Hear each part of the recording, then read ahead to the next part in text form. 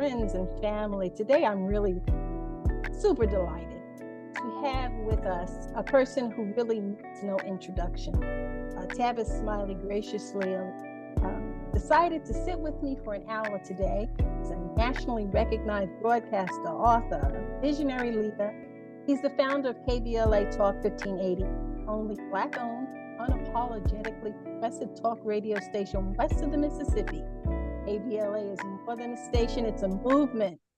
Tavis, thank you so much for being here. It's my pleasure, Sharon. Let me start by saying thank you for the invitation, and I am deeply appreciative of the work and witness that the LA Progressive has done for years now.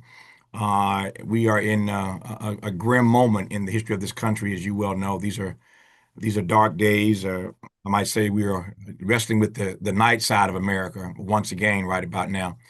So it's in moments like these that I'm eternally grateful for persons and institutions, I should say, like the LA Progressive, who are doing what I call righteous work. And so I celebrate the heavy lifting that you all have done for years now and continue to do, particularly again in a moment like this. So thank you for your work and your witness, and thank you for the invitation to talk to you. Thank you. When we made this connection and talked about having interview, it was weeks ago. Yeah. And in this past week, we have seen the arrest and just terrible treatment of California State Senator. We have seen right now, I'm actually quite stressed because as we are speaking, there are actions that are going on between Israel and Iran. I was telling my husband, Dick Price, and I founded and run Progressive. I'm Sharon Kyle. He's Dick Price, and Dick is actually always very close by. He's just seated to my lap. Honey, you want to wave and say hi to everybody? Hey, honey. He works nonstop, and we both have to.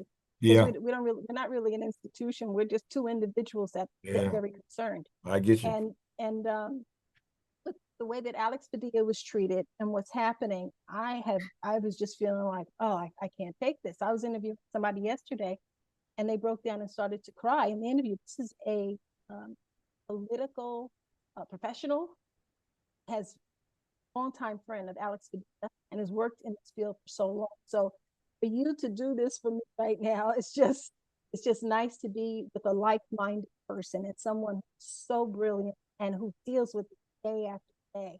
So one of the things that I want to talk about, book that you and Cornel West wrote, Rich and the Rest of Us. I also want to talk about your feelings about what's happening with critical race theory, DEI, and how these things are under attack and why. And I want to talk about how on earth can we build and sustain a multiracial, multi-ethnic democracy, live in a country that would elect Trump. So let's start with the book. So you and Dr. West wrote this fabulous book, Rich and the Rest of Us, and then you went on a book tour, and I went to several places. I went to two of them. Oh, cool. And I want you to talk about poverty. And when I say poverty, what I mean by poverty is not just a lack of financial wealth. I'm talking about people and our people who are lacking in so many other ways: a sense of agency, a sense of imagination, lack of civic engagement, which it's not crazy. It's sort of justifiable when you consider how we are neglected and just not even thought of as parents. So talk to me about your book, suggestions that you made about how we can confront poverty and the rest of us, this 1%. Yeah. It's a great question. First of all, I was with Dr. West yesterday and told him I was going to be seeing you today. He said, please give that sister my love and my respect and my regard to you and your fine husband. So he sends his regards to both of you. Again, we had dinner just last night. His birthday was just a few days ago, celebrated his 72nd birthday. And I didn't get a chance to see him on his birthday. He was in New York. I was, of course, here in LA. So he's in town yesterday. There's a big Freedom Fest that he's speaking at this weekend as we sit for this conversation, this weekend in Palm Springs. So he popped into LA yesterday from New York, and we spent some time together yesterday. And again, sends his regards to both of you. That said, yeah, one of the great joys of my life, it was a seminal honor for me. Dr. West and I have been friends for 30, 40 years. Yeah, I am the eldest in my family. I've got 9 brothers and sisters. He has an older brother named Cliff. So when we got together, decades ago, over the years, he became the big brother that I'd never had, and I became the little brother that he never had. And so we committed ourselves to unarmed truth and unconditional love and doing our part to love and serve our people. So we've had the opportunity to do radio shows together. We've traveled the world giving speeches together, and I had the honor of writing this book alongside Dr. West called The Rich and the Rest of Us, A Poverty Manifesto. And in that book, we try to make a number of points, but a couple key points since you asked about it. One is that you can't talk about poverty without also talking about income inequality and economic immobility. These things are linked inextricably together: poverty, income inequality, and economic immobility. So you're right, it's not just a matter of not having the financial resources to live a life of meaning and purpose and value. And I've been in so many conversations since that book came out with people who are doing, fellow citizens who are doing righteous work to lift, to raise the minimum wage in this country to a living wage. And so sadly, we are still in that fight, trying to achieve for all Americans a living wage. And so that again, that struggle continues. So Doc and I raise this issue in the book again, that it's not just about not having the financial resources; it's also about the economic immobility that too many people are struggling with in this country, such that you can't seem to break through these glass ceilings, as it were. And when it comes to income inequality, we still know there's a huge gap between black earning power and white earning power, black earning potential, white earning potential. A black person, white person with the same college degree, the same credentials, the white person gets hired, the black person does not. If the white person gets hired, they get hired in at a higher salary. We see these stories every day of black people trying to sell their homes. And when they de-blackanize the home, they take down the black art. They either refurnish it or just not furnish it at all.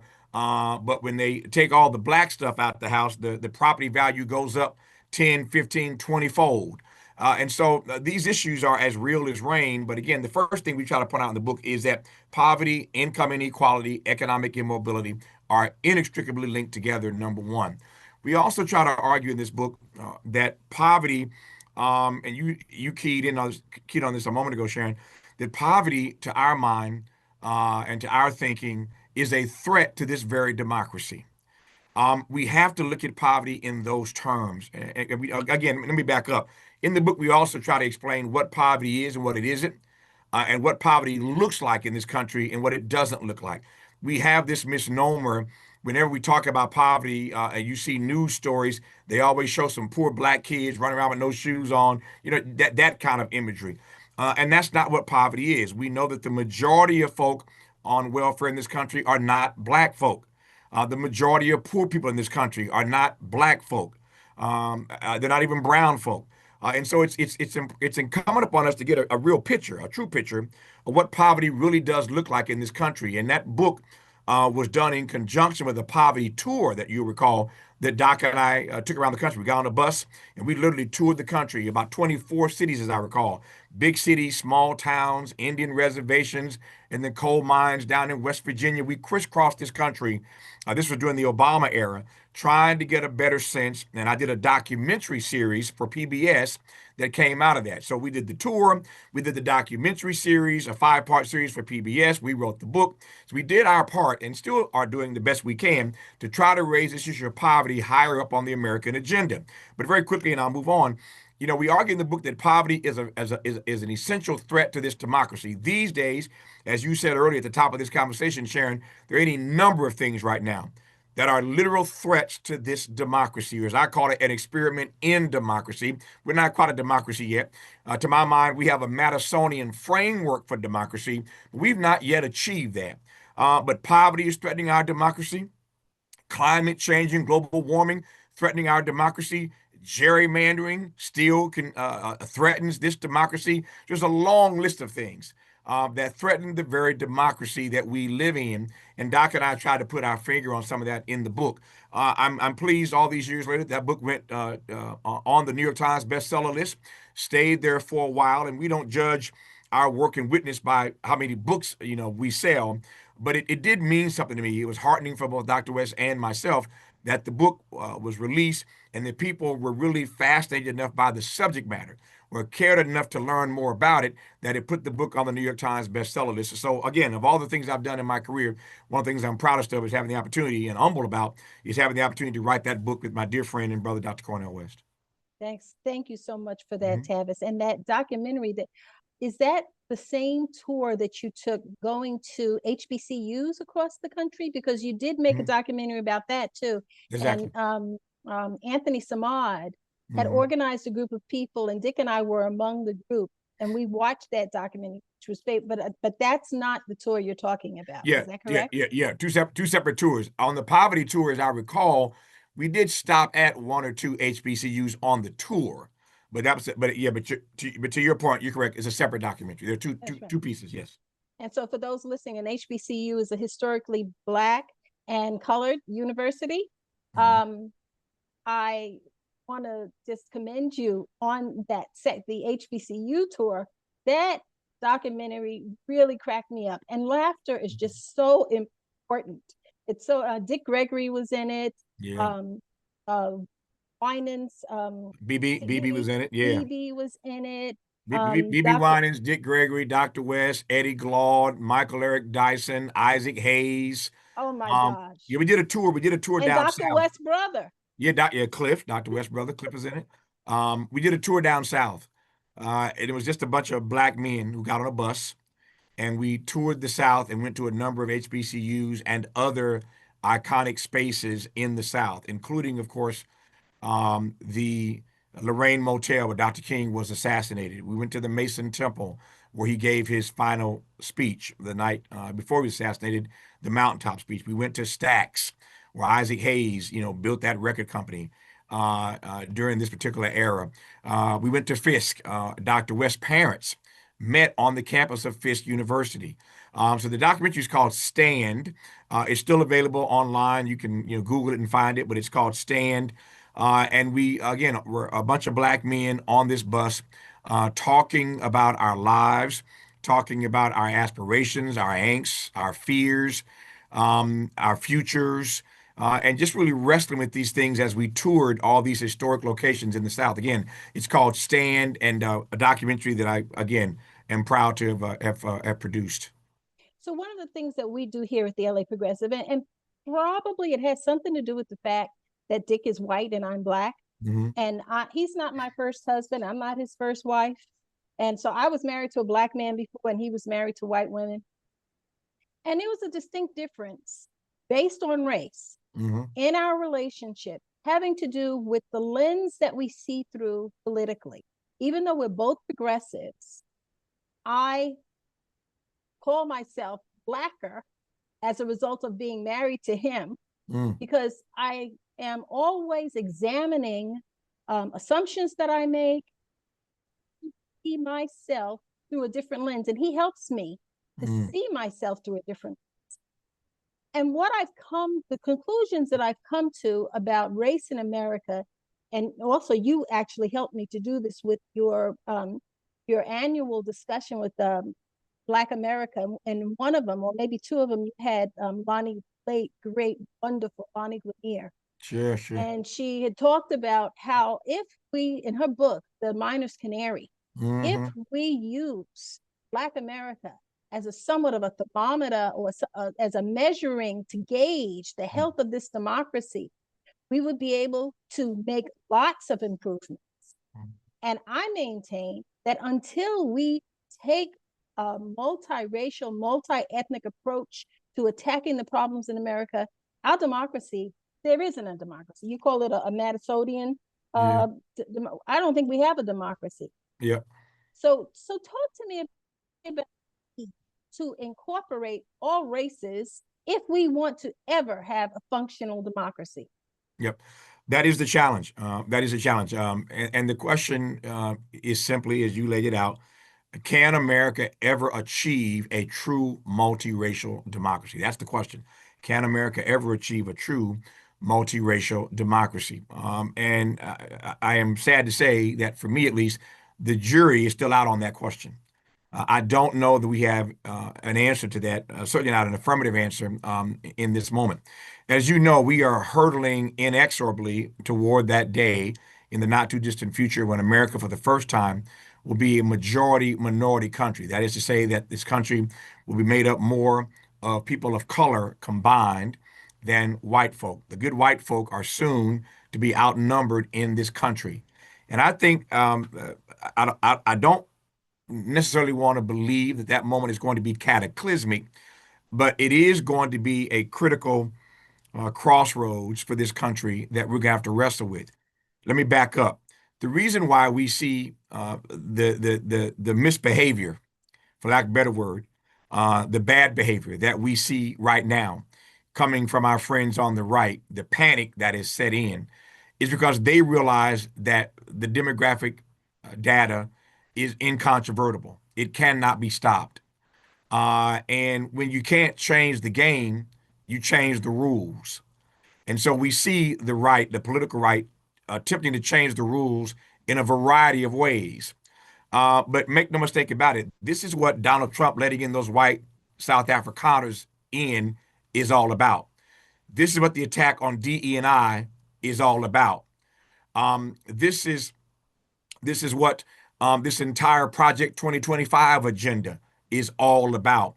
They see what I said a moment ago very clearly, that white fellow citizens are soon to be outnumbered in this country. And so the mantra becomes make America great again, as if it ever was great. I don't know what period of time they're talking about going back to when it was great historically. But this is all being driven by the fact that the demographics in this country are changing, and they are changing swiftly, and they are irreversible. And so one of the ways that you try to address that is, again, let a bunch of white people in and deny people of color entry. You just saw recently Donald Trump's travel ban. It's no surprise that the countries on that list, that travel ban list, are black and brown countries, mostly African countries. And so you're trying to address or slow the issue of immigration in this country and pick and choose who you want to let in, who you don't want to let in. Again, this reality that the demographics are clear, that we're about to be a majority minority country, is the reason that Donald Trump is so hell bent on these deportations. And it's the reason why we have tanks and National Guards, men and women, and Marines in LA right now. All of this is because the data is clear that we are moving toward that day when the good white folk are going to be outnumbered. And so the panic has set in. That's why you heard, a couple of few years ago, that great replacement theory that was being talked about on Fox News, by all of these various hosts. That great replacement theory again was a result of the panic that these white fellow citizens are feeling, certainly these conservatives, about the way America is going to change. Now, if we go to South Africa, to your point earlier about you and Dick and black and white, I love that. You go to South Africa, Sharon, as you well know, white folk were always outnumbered in South Africa. They had the power. They were always outnumbered. And the good white folk in South Africa, were scared to death when apartheid came to an end, that these black South Africans were going to do to them what they had done to the black South Africans. Enter the late great Bishop Desmond Tutu and others who created and spearheaded that TRC, that Truth and Reconciliation Commission, which essentially said to all South Afrikaners, all South Africans rather, all South Africans, if you come before the TRC and you confess your sins and you go on the record with this, this country can move forward. But if we don't confess our sins, in the days ahead, we find that you were behind, you were responsible for murder and maiming, et cetera, there's going to be a high price to pay for you and, frankly, for this new democracy in South Africa. And people came before that TRC. And so this example always resonates with me because it shows what Black people are, what African people are at our best. We did not do to them what they did to us in South Africa. But the same fear, the same trepidation has set in this country because they know the data is clear that they are going to soon be outnumbered. And so now they're wrestling with the same question that those white South African people were wrestling with. What are they going to do when they're in charge? What are they going to do when they have control? What are they going to do when the numbers are when their numbers are greater than ours? And so all of this stuff that you see happening right now, to my mind, is a result again of that fear and that panic and that trepidation that has set in. And so, back to your question, can we ever achieve a true multiracial democracy? I hope so. But again, I repeat, the jury is still out. I don't know what kind of hell is going to break loose between now and the time that reality of majority minority actually sets in. If the present day, if this moment, this grim moment is any indication of the fact of the way that things are going to go, one could believe that they are not going to go gently into that good night. If they go, they're going to go kicking, they're going to go screaming. And so I think it's going to get a whole lot worse before it gets better. So, can we ever achieve that? I don't know. But I repeat, it's going to get worse, Sharon, before it gets better, at least from my vantage point. Yeah, yeah, my spidey sense tells me the same thing. Yeah. I am old enough to remember South Africa when it was under apartheid, and Hmm. old enough to remember how the Black South Africans were treated, especially as that structure was beginning to crumble. The harshness of the treatment of Black South Africans became worse. That's right. And my concern is that we're going to see a similar thing like that here in the United States, unless we can somehow transfer the knowledge that it's in the best interest of not just Black people. That's right. It's in the best interest of this entire country. If we want to have a successful multinational, multiracial, multi-ethnic democracy, you've got to come together. That's And right. I don't know how that happens.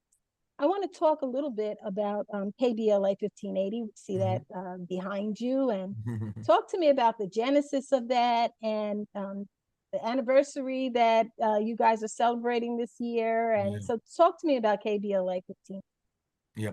So we are, knock on wood, thank God for Jesus. We are celebrating the fourth anniversary of this station. There, talk radio is a behemoth in this country, as you well know. There are tons and tons of talk radio stations. It's a $1 billion industry under itself. Talk radio is, but there are really only five black-owned, operated talk stations in the country. You have them in Baltimore, D.C., Chicago, Philadelphia, New Orleans, and here we are with KBLA out here on the West Coast. We're the only uh, uh, station of our kind west of the Mississippi. And so that's a big deal for us. And it's a big deal for our audience, our growing audience. So the long story short, as I said, we're celebrating our fourth anniversary. We launched this station on Juneteenth of 2021. I figure if you're going to be a black-owned and operated talk station or media outlet, you might as well launch on Juneteenth, so that every year your anniversary has a double meaning. We're celebrating Juneteenth and celebrating, of course, the founding of this media entity. So again, we're 4 years in, and there are those who thought we wouldn't make it a year, much less four. It is a struggle, as you know, owning the LA Progressive and operating it every day. Uh, but on the other hand, I say all the time, Sharon, that black media is more relevant and more necessary now than ever before. Progressive media, independent media is more necessary and more relevant now than ever before. Why? I'm glad you asked. Because there's some questions that just don't get asked if we don't ask them. There's some issues that don't get raised if we don't raise them, some topics that don't get traversed if we don't traverse them. And a lot of people doing a lot of good work who don't get profiled if we don't see them profiled in the LA Progressive and hear them on KBLA Talk 1580. So our work now is more necessary than ever before. And so we're in the trenches every day, trying to love and serve our people through this media platform. This station came to be 4 years ago, essentially because Prince, the late great artist Prince, was a dear friend of mine. And Prince, for years, had been telling me in our conversations, Tavis, content is king. You have to own your own content. I took his advice, and I'm happy to say that I own my content. 15 years on PBS, I own that entire catalog. It's mine. PBS distributed it, but I own the catalog. I own my books. I own this building that I'm sitting in right now on Crenshaw Boulevard in Leimert Park. I own the building. Everything I've done, born of that advice that I received from Prince and a few other friends, I have taken that to heart, believed, and still do that content is king. And so I've tried to own and control my own content. But before he passed away, Prince and I started having another conversation. He called me one day, Sharon. He said, "Tavis, I think I need to reformulate what I have been telling you for years." I said, "What are you talking about?" He said, "I've been telling you for years that content is king." I said, "It is, and I've done everything you advised me to do." He said, "No, you did fine in that regard." He said, "But I now believe that while content is king, distribution is emperor." That's Prince talking to me. Content is king, but distribution is emperor. And I want you to start thinking, Tavis, said Prince to me, about the next phase of your career and how it is that you can own and control your own distribution system, your own distribution platform and model. I don't care what it is. Because once I know you, Prince said to me, I know you, once you get started and you establish whatever this distribution platform is going to be, you will build off of it. And there'll be tentacles running all kind of places and all kind of ways once you get it established. But I want you to think about owning your own distribution platform. Long story short, Prince passes away. It's been, this is 2025. We just commemorated the ninth anniversary of his death. It'll be 10 years in 2026. That's how fast time flies. I miss him all the time. But he passes away 9 years ago. And that obviously was before the murder of George Floyd. So Prince passes away 9 years ago this year. The murder of George Floyd was 5 years ago this year. So Prince is dead 4 years before they murdered George Floyd in Minneapolis. And I'm watching these protests. I'm actually in these protests here in LA. I'm watching and I'm thinking, what happens when these microphones are silenced? What happens when these camera lights are turned off? How do our people, Black people in particular, express themselves? How do they have their say, particularly in this city, but even beyond? And at 3 o'clock in the morning one day, it just hit me, Sharon. I jumped up, sat up in the middle of the bed, and it hit me.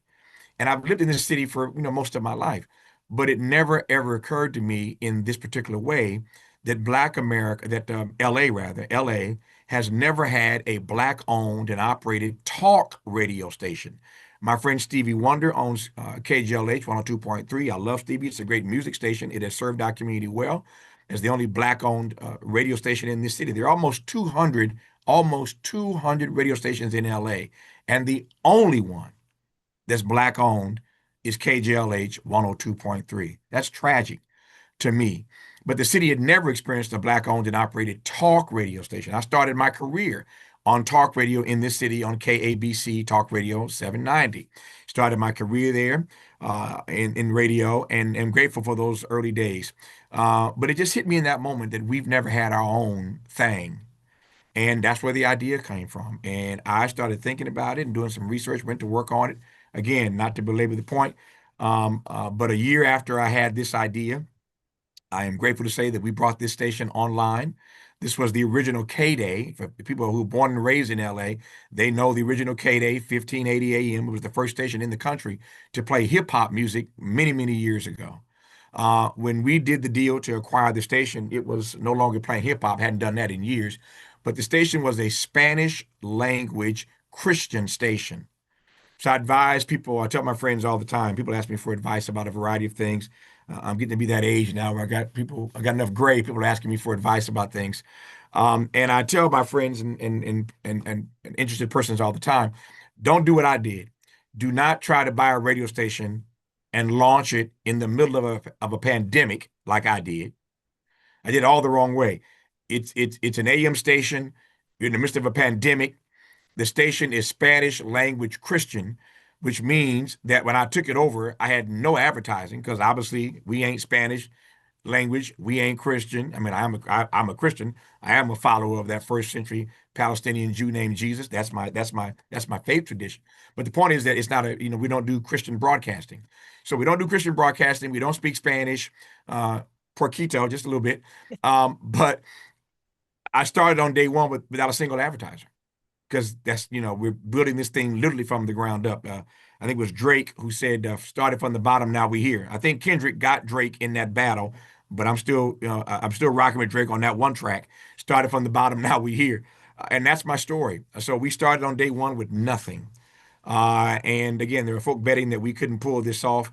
But here we are, again, 4 years later, still standing, still loving, still serving our people. I am honored to be surrounded by just an amazing group of people that make this work every day. It's not just my voice, it's Dominique DePrima, it's Cornel West, it's Jesse Jackson Jr., it's D.L. Hughley, it's Nee Quarterly Corte. We've got a great weekend lineup. It's just a group of amazing people who have bought into this vision that we can build something for our own people. We can amplify their voices. We can have our own say. And I'll close on this. I mean, in terms of this question, it's routinely. I'll say it this way. Routinely, people say to me, and they remind me, particularly in moments like the one we're in now. Karen Bass, the mayor, was on my show the other day. And so was the city attorney and Sheriff Luna, the sheriff here in LA County. And now I talked, as you know, I talked to everybody. My particular show is syndicated. My 3 hour show every day is syndicated all across the country. People hear me in markets everywhere every day. But people say to me routinely, when we're doing a particular issue, like for example, last Sunday, when these uprisings and these protests really jumped off last Saturday, I realized that we need to do something immediately. So Sunday, the following day, I suspended our regular programming for 3 hours, and we did a live 3 hour special trying to get a handle in the first 24 hours of what this meant for our city. And I was up to 3 o'clock in the morning making phone calls. But again, I booked the mayor. I did all this myself. I don't normally do this myself, but I did this. I called the mayor and I called the sheriff and I called the city attorney and I called everybody. And for 3 hours, I called my team in, all of my team, all the names I just mentioned, Dominique and Nick Quarterly and Adrian Shropshire. I called all my team in. And we went live. We're always live, but we went live with this 3 hour special last Sunday. And everywhere I have gone for the last week, people are telling me, man, that special was so beautiful. And radio does allow for a certain immediacy. We can jump on the radio faster than people can put out a newspaper or write a magazine article. So there's a certain immediacy and a certain intimacy to radio. I take that seriously and I celebrate that. So we don't ever miss an opportunity to show up when we need to show up. But I am heartened that people have found this station. We're based in LA, but we're national in terms of our scope. So our app downloads are just on fire. Millions and millions of people following and listening all across the country. I'm grateful because I've been a national personality for most of my career. When people heard I was doing a station, they started tapping in pretty quickly. But for over 4 years now, we've grown tremendously, but there's no way that I could have done this without the support of a lot of people. That's a long answer to your question, but we are grateful to be here 4 years later, and all the indicators that we're moving in the right direction, and so we're still standing, and for that I am grateful. You are moving in the right direction. I listen to your podcast. Mm-hmm. So anywhere that people access podcasts, whether it's on Amazon or That's whether right. it's Apple or what, you can find, just do a search for Tavis Smiley, Yep. and you'll get those 3 hours that he talks about. And Yep. those 3 hours are absolutely information packed. And one of the things that I really love about it is that you take complex concepts and you speak plain English to them. Not that, I mean, you clearly, and I mean, if you're brilliant, you could speak in a more erudite way if you chose to, but you talk to the people where they are. And you've used a couple. Now, there's some people that we interview here on LA Progressive. I always have to have my pen and pad ready so I can write down these words that they're using, because then I add them to my glossary. And I'm trying to, the LA Progressive, we have like 50,000 articles, and I'm trying to link the glossary to the articles to make it more interactive and educational. My goal is education. I was a law professor for many years. I worked for NASA. I am an education-oriented person. But what I kind of went off track because I was going to ask you, has your mission evolved in the past 4 years, what it is that you're trying to accomplish. Yeah, I think we're pretty much on target. As I said earlier, I believe that I have a very simple definition of leadership. I share this with people all the time. You can't lead people unless you love people, and you can't save people unless you serve people. You can't lead if you don't love. You can't save if you don't serve. Dr. West and I have been saying that together for years. So that for me, if you would call yourself a leader, there are really just a couple of questions that one has to answer. One, what is the depth of your love for your people? And secondly, what is the quality of your service to them? That's how I judge folk who say they're leaders or folk who want to be leaders. What is the depth of your love for our people, since you can't lead without loving? And what is the quality of your service to our people, since you can't save without serving? And so that's what we started out to do 4 years ago. We're still doing it. It is the case, as I mentioned a moment ago, that while we are based locally and started building a local audience, two or three things have changed. So the mission hasn't changed so much, Sharon, but it's a great question because it allows me to tell you what has changed over the last few years. So in no particular order, number one, again, our national audience has grown exponentially. Our international audience has grown exponentially. Again, I am grateful that for years I have been, most of my career national personality, but it's not just me. People know Cornel West around the world. When you add him to your lineup, you got more people listening to you around the world. And other persons who are on our station as hosts have national reputations. Say nothing of all the domestic and international guests who we book on the station, not just my show, but all the other shows that are on the station. We're talking to major people all the time. And those major persons tap us into their ecosystem.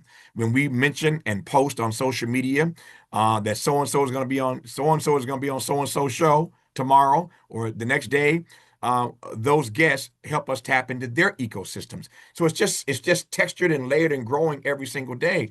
So our national imprint, our national footprint has grown so tremendously over the last 4 years, even though, again, we are essentially a local station based in LA, except for Dominique's show, who leads us off every day, 6 a.m. to 9 a.m., Dominique DePrima, who focuses most on local issues. That's her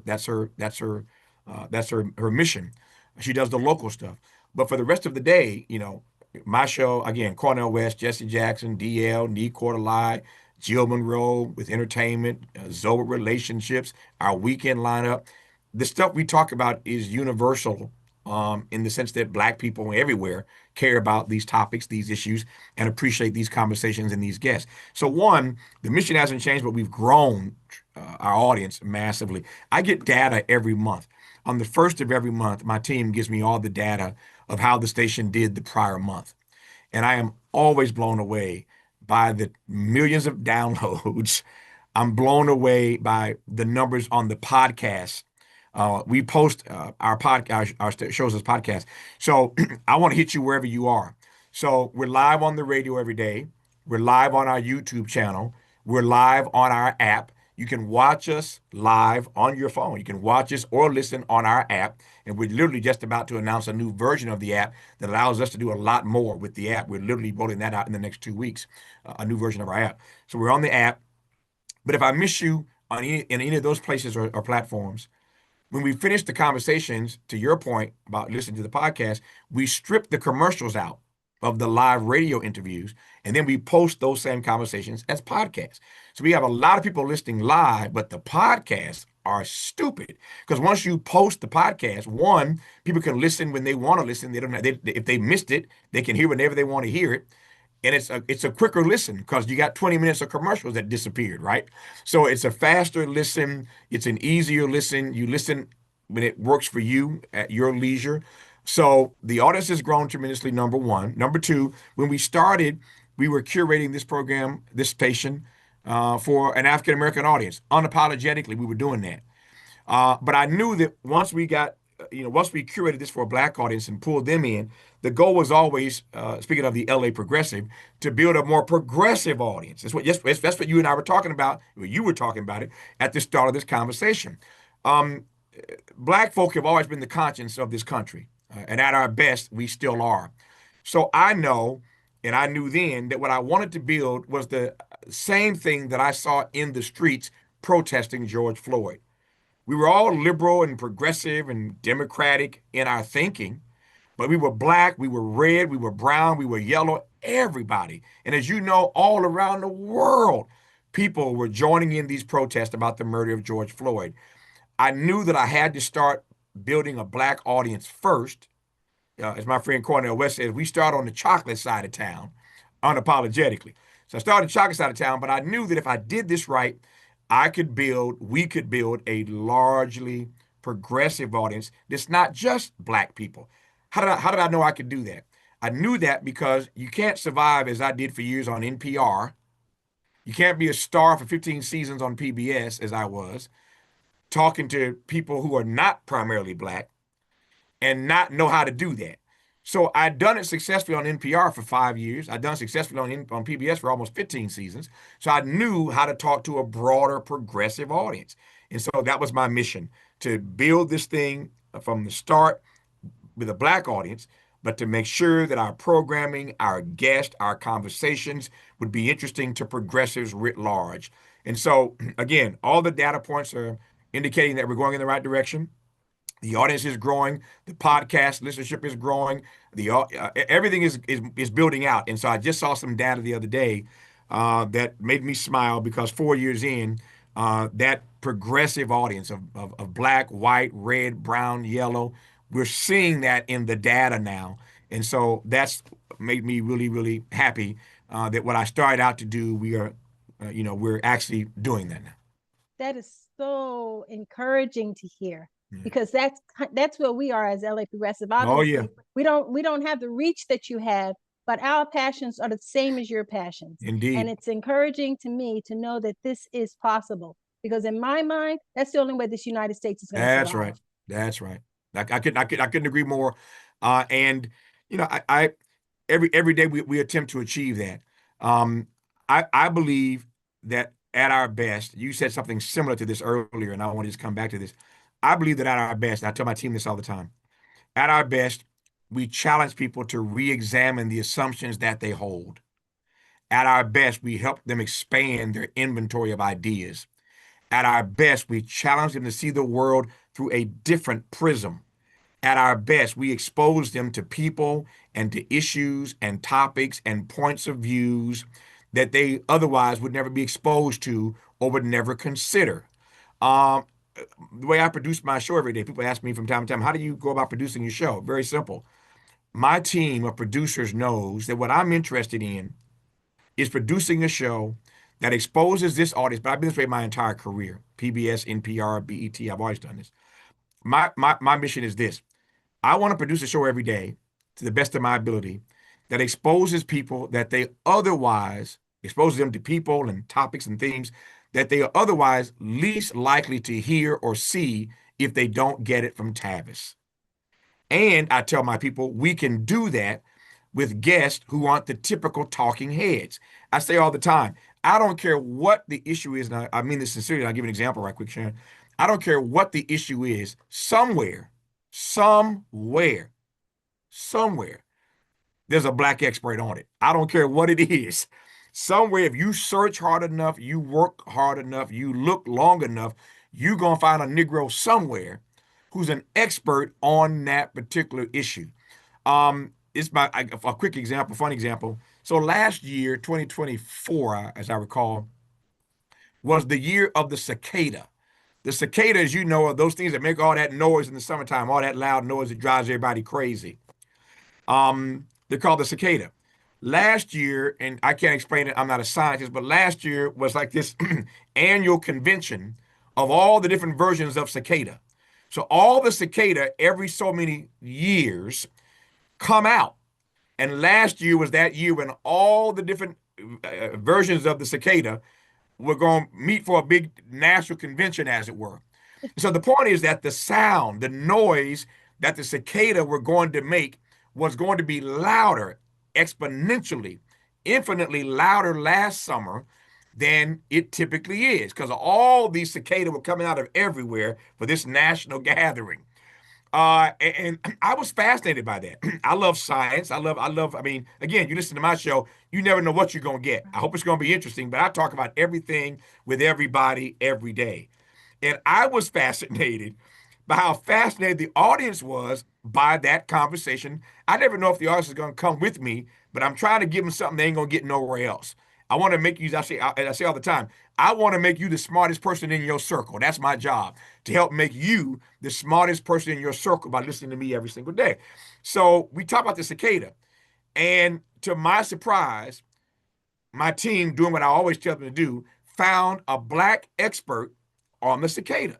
And this black woman, whose name I can't recall right now, a scientist, had been studying the cicada and written books about it for years. And so we talked about the cicada with a black woman. I told my audience, don't y'all ever doubt me. I've told y'all repeatedly, I don't care what the subject matter is, there is a black expert. We can find them. So when I'm talking about the military, when I'm talking about the cicada, pick anything, any topic, we work really, really hard to find black experts, which does not mean that I don't talk to white folk. I talk to them every day. Some of my best friends, I talk to them all the time. They come on the show. They're welcome. They're welcome, and they know that. But my point is that we're a black talk station, and we want to expose our audience to as many black thinkers, scientists, influencers, world changers as we can, and that's part of our mission as well. And it's never changed. Wow. Well, Tavis, I think it's coming time for us to wrap this up. Yep. I am so grateful that you, Tavis Smiley, took time out of your day. Now, and like I said, you need no introduction. You are like American talk show royalty, but you really have carved out a unique space in media where you're championing the underrepresented voices and challenging systemic inequalities at the same time, and really truly offering up an education. In the past couple of days, on your 3-hour podcast, which I have to admit, that's where I usually catch you, is on the podcast. Sure. I just kind of had that running in the background. You talk to some academics, and this one doctor, I'm kind of trying to remember his last name, and he brought in the boot call, and you started. Yeah, I remember this. Yeah, I remember this. Dr. Daniels, as I recall. I think his name was Daniels. Yeah, Daniels. Yes, Dr. Daniels. Yeah. But it's the kind of content that is both educational and it entertains you, it educates you, you can laugh, you can cry.